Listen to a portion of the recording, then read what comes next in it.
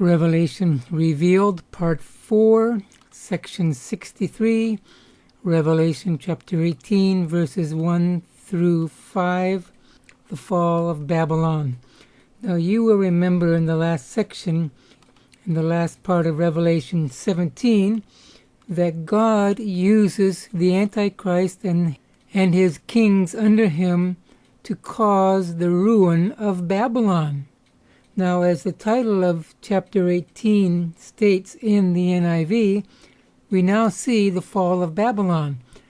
Now, in times past, I have seen chapter 18, the fall of Babylon, as God himself, through his angels, causing the great empire of the Antichrist to fall.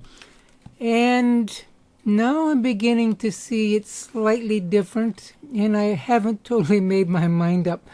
But you see in chapter 17, you see that God gave Antichrist power to destroy the prostitute, which is Babylon. And in chapter 18, we see the fall of Babylon.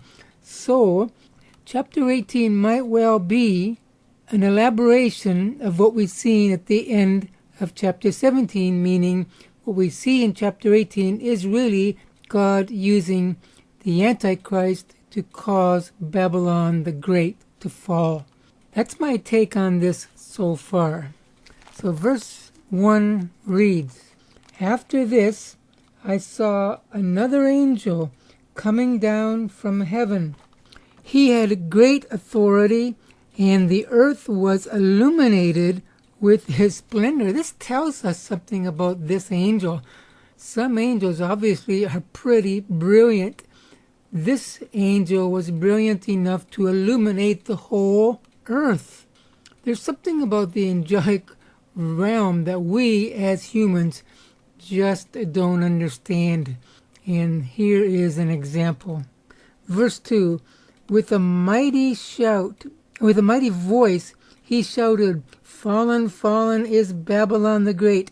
She has become a home for demons and a haunt for every evil spirit."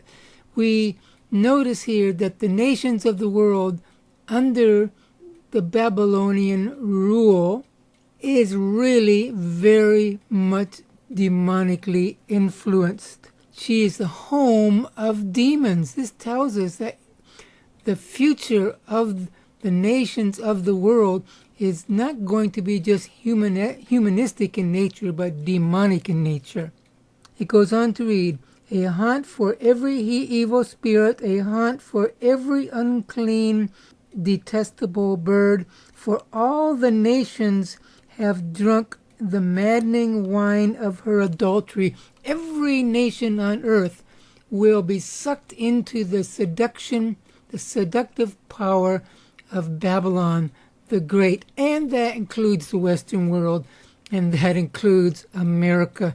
Some people believe that America, there's no way that they could be sucked into some kind of demonic activity such as this. But it says all nations of the world will drink the maddening wine of Babylon. It goes on to say, the kings of the earth committed adultery with her. Obviously, this is symbolically speaking. The nations of the world get in bed with the Babylonian kingdom, and they are seduced to do so. They're probably being bribed. It's like a prostitute seducing a man. So the prostitute of Babylon seduces the nations of the world to do as she wishes.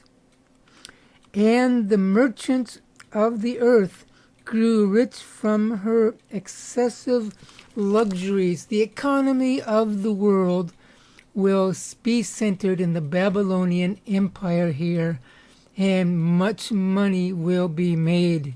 There's always money made in prostitution, and this is the ultimate prostitution.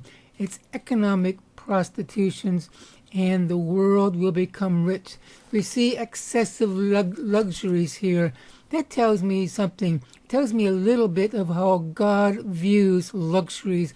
When luxury becomes excessive, when it becomes prostituted, when it becomes the goal of our lives, it is clearly wrong. I believe this says something about our modern day prosperity teaching that, in my estimation, borders on this kind of excessive luxuriousness.